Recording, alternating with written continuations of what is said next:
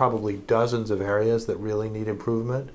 The biggest for me would be making sure we have clarity about who's able to vote, and really making sure we are allowing, every citizen who should be eligible to vote, regardless of whether they have access to a certain kind of ID, or making sure that the polling hours work for people. I mean, there's a lot in every state we've really gone back to challenging people's right to vote in ways that we hadn't seen in this country for a while.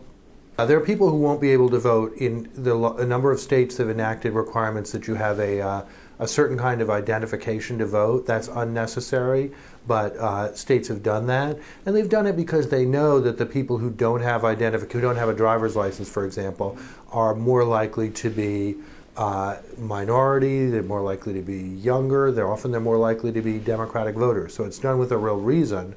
Some of those states have also made it very hard to get a form of identification that's not a driver's license. So people who, not everybody can find their birth certificate, for example. Our American politics right now is very sharply matched along racial and regional and even age lines, so that it's very easy if you're a Republican, and this really is a one-party vice. If you're a Republican, to say, if I can prevent African Americans from voting, if I can prevent younger people from voting, we will have a political advantage. It's very significant to me that these votes, whether it's Brexit in the UK or Trump support here in the US, we think that it has something to do with economic anxiety, and it probably does have something to do with people's feelings about the economy, but it's very heavily weighted by people who are retired,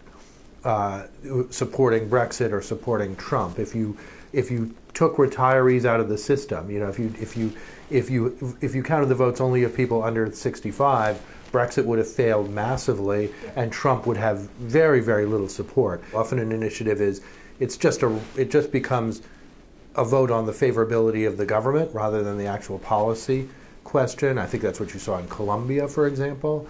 So it is not the best way to make policy, and I think what we're learning is that you need elected officials who are willing to engage in deliberation and choices about public policy, and not assume that the voters can get that deep into policy themselves.